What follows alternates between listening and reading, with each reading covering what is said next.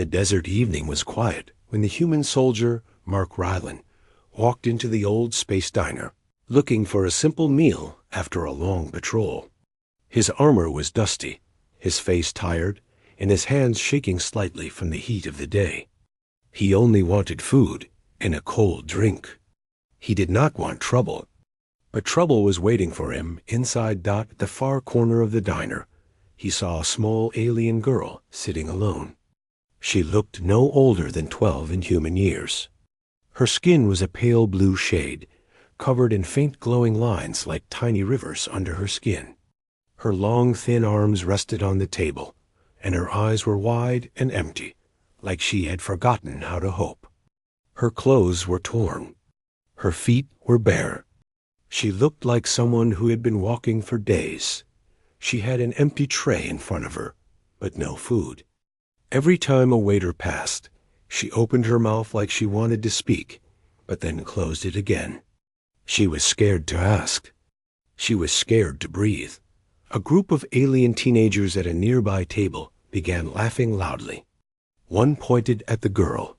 "Look at her," he said, his voice full of cruelty. "She is starving again."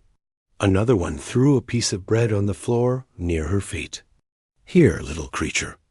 Eat like the animal you are." The girl did not move. She did not look up. She only pressed her hands against her small stomach as it growled painfully. Mark felt something cold move through his chest. He had seen hunger before. He had seen war, loss, and broken people. But something about this child hit him harder than he expected. Maybe it was her silence. Maybe it was the way she tried to make herself smaller so no one would notice her. The waiter came to Mark's table and put down a plate of fries, a sandwich, and a tall glass of cold orange drink. Mark nodded in thanks, but his eyes stayed on the girl. At the same moment, one of the alien teens shouted, "Hey, human, you want to feed her? Go ahead. Maybe she will bite you." Everyone laughed. Even some adults laughed quietly, pretending not to watch. The girl flinched at the loud voices. Her small shoulders shook.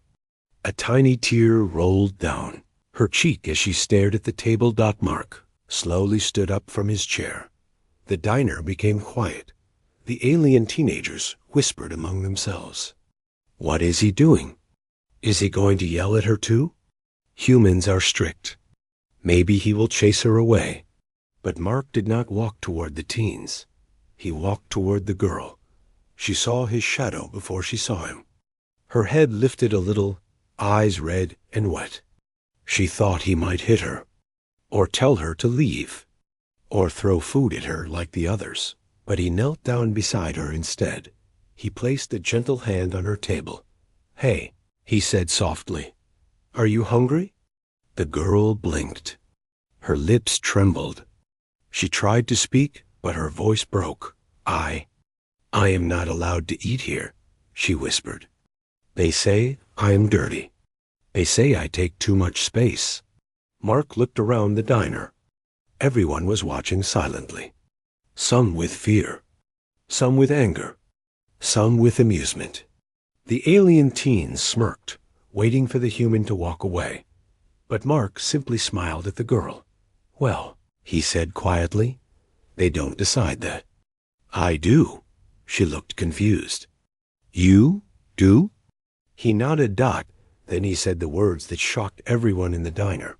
"You can eat with me." The girl froze. Her breath caught. Her eyes filled again, but this time with disbelief. The alien teens gasped loudly. The adult customers whispered, "Is he serious? A human sharing food with a street alien? This is not allowed. What is he thinking?" Mark stood and held out his hand. "Come on," he said calmly. "You deserve a meal." The girl looked at his hand like it was something holy, something she had never seen in her life. Slowly, scared he might change his mind, she reached forward and placed her small blue hand in his. Mark led her to his table. He pulled out a chair for her. She sat carefully, like she thought the chair might vanish. He pushed half of his food toward her. Fries, some bread, and the drink. She stared at it, afraid to touch it. Afraid this kindness might be a trick. "It's for you," he said, voice warm. "No one is going to hurt you." Her eyes softened. She picked up one fry and ate it slowly, as if tasting food for the first time. Then she ate another, and another, faster each time. Tears fell again, but now they were tears of relief. Mark watched her with a calm expression, but inside he felt something change. He did not know who she was. He did not know why she was alone. But he knew one thing: no one should starve while others laugh. Outside, the sun dipped behind the mountains. Inside the diner, eyes still watched them with anger or fear. And far away, in the shadows of the street, a group of armored aliens arrived, holding a hologram of the same starving girl. They were not here to help her. They were here to capture her. The real danger had just begun. The girl ate, slowly at first. Like she was scared someone would take the food away. But when she tasted real food after so many days, she began to eat faster. Her small hands shook every time she lifted a piece of bread. Mark saw her trying not to cry. She kept wiping her eyes with the back of her hand, like tears were not allowed. Mark pushed the drink closer. "Careful," he said softly. "You can drink this too."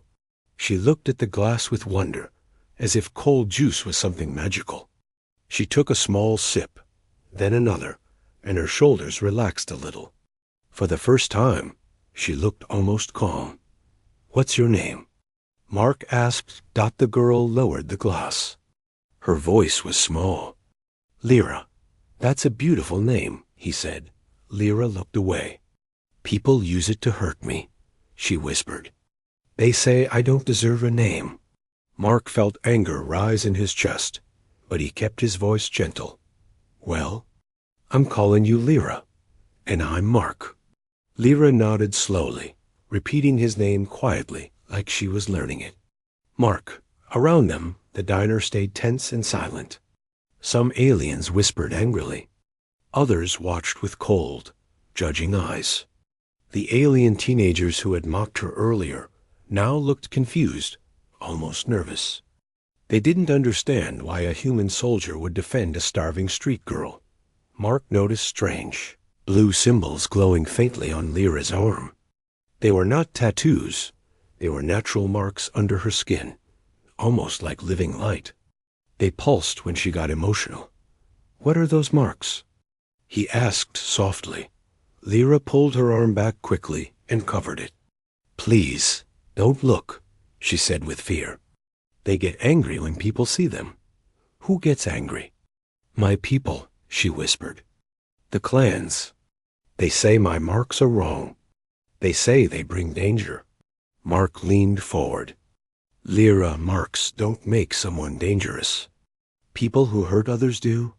She stared at him, trying to understand. No one had ever spoken to her like that. But before Mark could ask more, the diner lights flickered. A cold wind pushed through the open door. Something was wrong. Lyra stiffened in her seat. Her glowing marks dimmed as she curled in fear. Mark looked toward the entrance. A group of armored alien hunters stepped inside. Their armor was black and silver, decorated with sharp angles and glowing red lines. They moved with purpose, calm, silent. Deadly. One hunter raised a hologram projector. The image that appeared was Lyra's face. A collective gasp spread through the diner.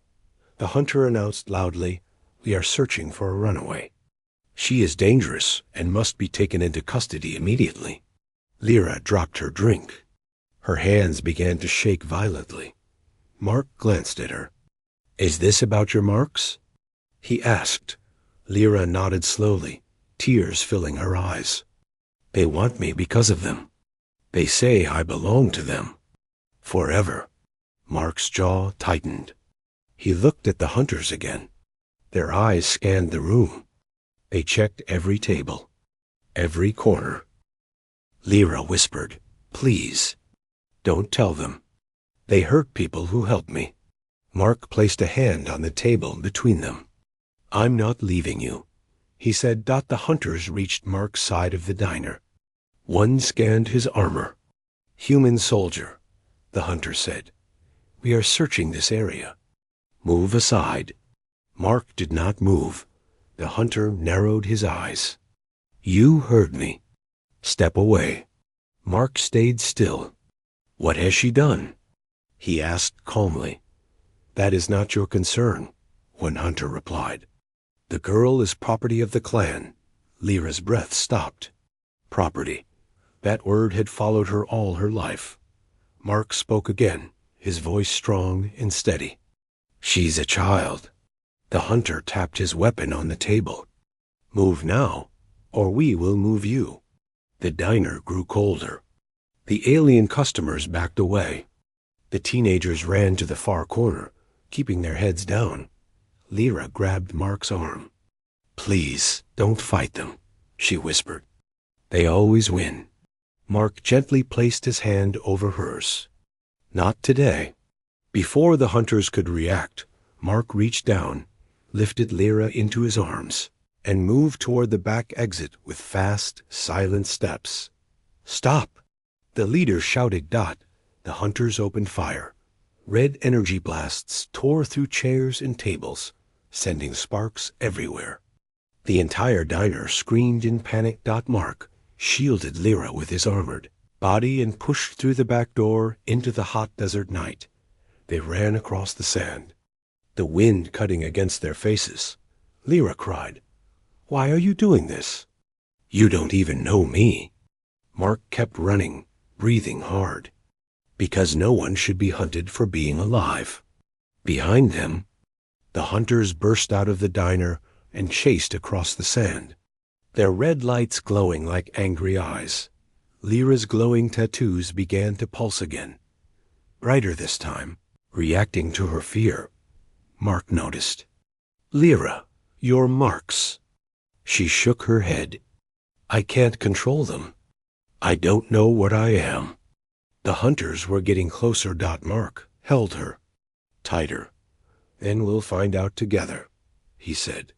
The desert echoed with laser shots as the chase continued into the darkness. The desert wind grew colder as Mark carried Lyra through the open sands.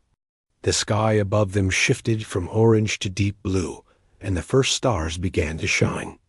But Mark did not stop. He could hear the hunters behind him, the metal footsteps, the sharp voices, the charging of weapons. Lyra held onto his armor tightly, her breathing fast and uneven. Mark, they are getting closer. I know, he said, keeping his eyes forward. But I won't let them take you. A red energy blast hit the sand just 2 steps behind them, exploding dust into the air. Mark turned quickly and ran toward a cluster of old rock formations. The rocks could give them a moment of cover. Another blast flew past his shoulder. The hunters shouted orders. Do not kill the girl. Capture the human alive if possible.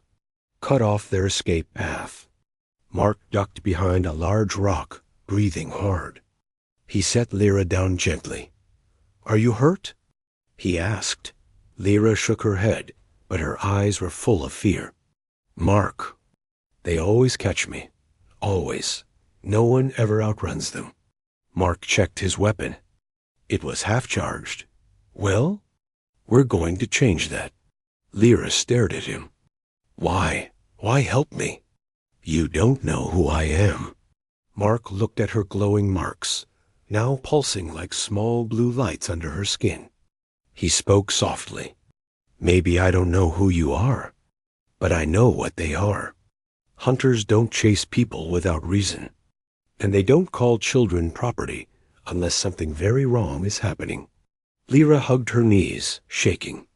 I don't want to go back. They hurt me. They made me run tests every day. I don't even know what I am. Mark moved closer, placing a steady hand on her shoulder. You're a child who deserves safety. That's enough for me. Before Lyra could answer, a metallic voice echoed across the rocks. "Human soldier, you have 1 minute to surrender the girl." Lyra gasped, pressing her hands against her ears. The voice was loud, cold, and sharp. Mark peeked over the rock. The hunters were spreading out, circling the area. Their armor glowed red in the dark, and their helmets scanned the rocks with bright sensors. One hunter fired into the air. The blast lit up the desert. 50 seconds. Mark whispered quickly, "Lyra, listen to me. When I signal you, run toward that small cave behind us." Lyra turned around and saw the dark cave at the base of the rocks. "But I can't leave you." "You're not leaving me." "I'll follow after buying us a few seconds." Her glowing marks brightened suddenly, like they were reacting to danger. She held her arm tightly. "Mark, something is wrong inside me. I feel hot. My tattoos are moving." Mark frowned. "Moving?" She nodded, terrified. "They feel alive." Before he could ask more, another voice shouted, 30 seconds. Mark charged his weapon. "Okay, we do this now." He stood up from behind the rock and fired a precise shot that hit the ground near the hunter's feet, kicking up dust. The hunters immediately returned fire. Mark shouted, "Lyra, run!" She hesitated for half a heartbeat, but then she obeyed, sprinting toward the cave, her bare feet kicking up sand behind her. Her glowing marks lit her path like blue fire. Mark fired again, hitting a hunter's shoulder plate. Sparks flew. The hunter stumbled. "Human is hostile." One of them shouted. Energy blasts struck the rocks around Mark, sending shards flying. He ducked and moved along the stone wall, staying low. One hunter leaped forward with inhuman speed, landing near the cave entrance. Lyra screamed as he grabbed her wrist. Target secured. But at that moment, something strange happened. Lyra's glowing marks flared bright blue, brighter than before, spreading across her chest and neck. The hunter touched her skin, and a shock wave of blue energy burst from her body. The shock threw the hunter backward into the sand. Lyra stared at her hands, horrified. "Mark, I didn't mean to." "I didn't mean." "It's okay." Mark shouted. "Don't stop. Go inside."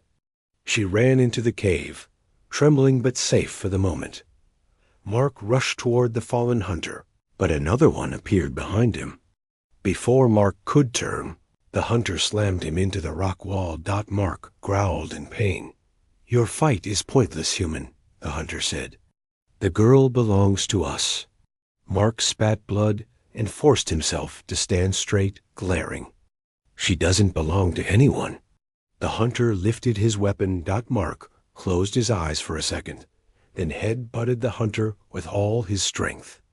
The alien stumbled backward.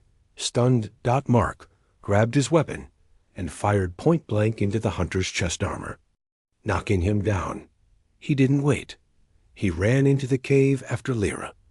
Inside, the cave was dark and cool. Lyra stood trembling near the back wall, her glowing marks lighting the cave with soft blue light. "Mark," she whispered, "you came back." "Of course I did," he said. "I told you, I don't leave people behind." Outside, the hunters regrouped. Red lights moved toward the cave entrance. They were coming. The real fight was about to begin. Inside the cave, the air was cool, but the fear was hot and heavy. Lyra stood with her back against the stone wall, her glowing blue marks lighting up the darkness around her. Mark stepped closer, breathing hard, dust and sweat covering his armor. Outside, the hunters' red lights moved like angry eyes. Their metallic voices echoed through the cave entrance. "Surround the area. The human is injured. He cannot run far. The girl must be captured alive." Lyra hugged her arms. "Mark, they won't stop. They will chase us forever." Mark knelt beside her. "Then we keep running forever, or until we find a way to stop them." Lyra blinked. Why do you say we? You don't have to stay. You can still escape. Mark shook his head. Lyra, I chose to help you. That means I stay till the end. Lyra felt tears fill her eyes again. She didn't understand this kind of kindness. All her life, she had been told she was unwanted, a burden, a danger, a mistake. But this human did not treat her like a mistake at all. Before either of them could speak more, the cave shook. Boom! A hunter fired a heavy explosive shot at the entrance, blasting rocks away. Dust rained down. We need to move, Mark said quickly. He grabbed Lyra's hand and led her deeper inside. The cave narrowed, turning into a long tunnel. Their footsteps echoed as they moved fast. Where does this go? Lyra whispered. I don't know, Mark said, but we can't stay here. Behind them, the hunters entered the cave. Their boots made sharp clanging sounds against the stone floor. Track them, one hunter ordered. Red scanner beams lit the walls. Lyra squeezed Mark's hand. They're close, too close. Mark looked ahead and saw a faint light at the end of the tunnel. That might be an exit, he said. Come on. They ran faster, but Lyra's glowing marks began to brighten again. She gasped and stopped for a moment. Mark, my skin, it feels like fire. Mark turned. What's happening to you? She held her glowing arm tightly. I don't know. This happens when I get scared, but this time it's stronger. Her marks didn't just glow. They moved like rippling water under her skin. Mark placed both hands on her shoulders. Lyra, look at me. She lifted her tear-filled eyes. You are not cursed, he said firmly. Whatever this is, it's part of you. And it's not your fault. Lyra took a breath. Her glowing slowed a little, but the hunters were getting closer. There! Their footprint trail ends here. Mark turned and scanned the tunnel. He noticed fresh cracks on the left side of the cave wall. He pushed against the stone. The wall moved, a hidden passage. Lyra, he whispered, this way. They slipped inside the narrow passage, just as the hunters' lights reached the place they had been standing. Mark pulled the stone door closed behind them. Darkness swallowed them, but this passage was different. The walls were smooth, carved with strange symbols similar to the ones on Lyra's skin.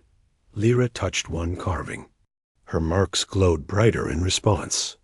It's the same, she whispered.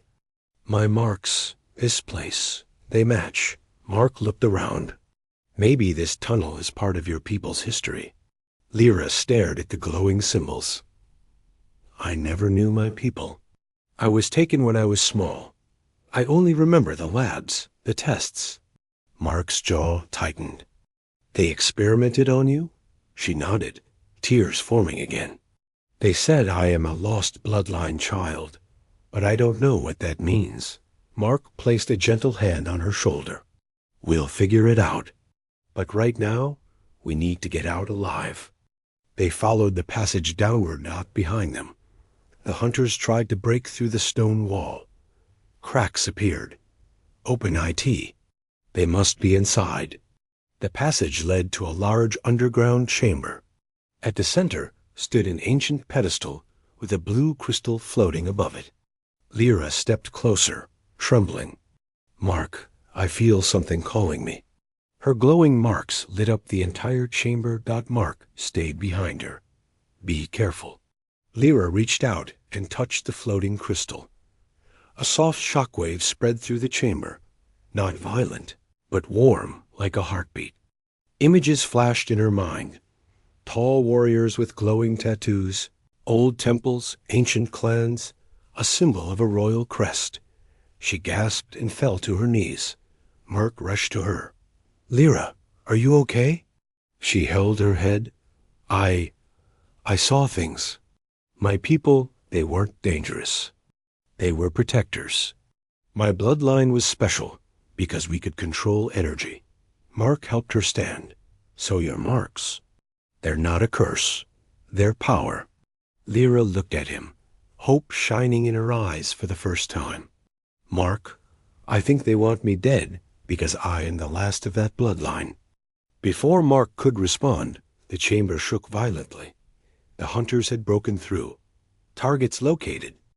Mark grabbed Lyra's hand. We need to move. There was only one tunnel left, leading upward. They ran toward it as the hunters stormed the chamber. Lyra looked back for a brief moment, her blue marks glowing brighter than ever.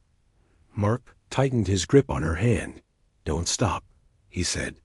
Not now. The final escape had begun. Mark and Lyra climbed the narrow upward tunnel as fast as they could. The ground shook under their feet. The hunters were blasting their way through the ancient chamber behind them. The echoes of their metallic shouts bounced off the stone walls. Human and girl are ahead. Do not let them escape. Seal all exits. Lyra stumbled, but Mark caught her arm quickly. Stay close. The tunnel must lead outside. Her glowing blue marks lit the dark path. Mark could see every step because of her light. It was like she carried her own torch inside her skin. But Lyra's breaths were sharp and weak. Mark, my body feels heavy. The crystal. It changed something inside me. Mark placed one hand on her back. Just a little more. We're almost there? The tunnel opened suddenly into a wide desert canyon. Moonlight washed the sand in a cool silver glow. The wind blew softly, carrying the smell of dust and stone. It was quiet, too quiet. Mark stepped out first, scanning the area. No hunters. But Lyra felt something strange. The ground under her feet hummed softly. Her glowing marks responded, flickering like blue flames. Mark, she said quietly, this place feels alive. Mark didn't understand, but he didn't have time to ask. The tunnel behind them exploded open.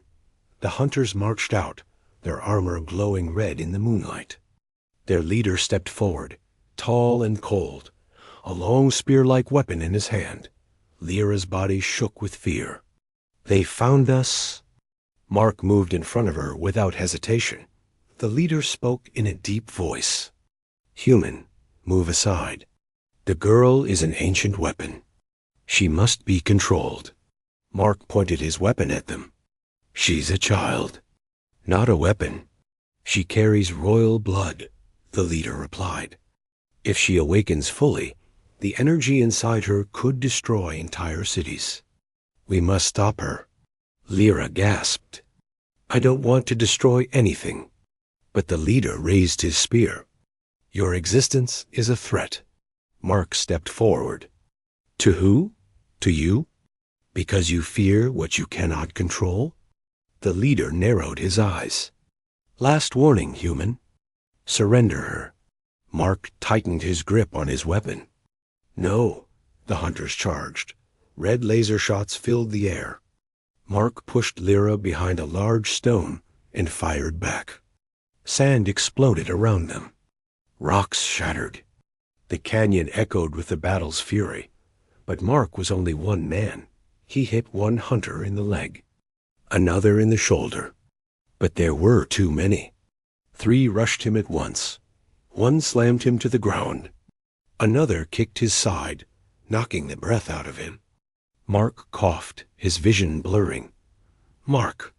Lyra screamed, crawling out from behind the stone. The glowing marks on her arms burned bright blue. They pulsed like lightning under her skin. The leader saw it. Stop her! 2 hunters ran toward Lyra.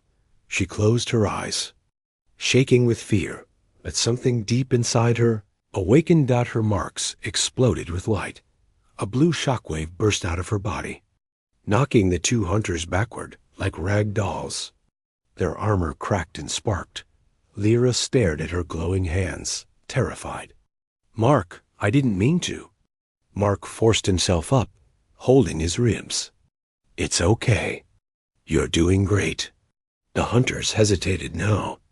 They looked at Lyra with fear, real fear. She is awakening? One whispered, "We cannot control that power." The leader raised his spear again. "Then she must be eliminated." He charged toward Lyra with deadly speed. Mark's heart dropped. "Lyra, run!" But Lyra didn't run. Her marks glowed brighter, brighter than the moon. The leader's spear stopped inches from her chest. Lyra lifted her hand. A quiet, soft blue light spread. Across her palm dot, the leader's weapon melted into glowing dust. The canyon grew silent. Even the wind stopped. Lyra's voice trembled. "I'm not a weapon, but I won't let you hurt Mark." A second wave of blue energy surged from her body, wider and stronger than before. It hit the hunters like a rising storm. Their armor tore apart. Their weapons shattered. Their bodies flew backward across the sand and crashed into the canyon walls. When the light faded, the hunters lay unconscious. The battle was over. Lyra fell to her knees, breathing fast, her marks dimming. Mark limped toward her and caught her before she collapsed fully. He held her gently, brushing dust from her hair. "You saved us," he whispered. Lyra shook her head weakly. "No, you saved me first." Mark smiled softly. "Looks like we saved each other." She looked up at him, her eyes soft and full of trust. "Mark, what happens now?" He helped her stand. "Now? We find a place where no one will hurt you again. A real home." She held his hand tightly. "Will you stay with me?" He squeezed her hand back. "As long as you want me to." Lyra smiled. A real smile, warm and bright. The first one she had shown in her whole life. Together, they walked out of the canyon as the first light of sunrise painted the desert gold. A starving alien girl who had been treated like nothing, and a human soldier who refused to let her starve again. Their story was only beginning.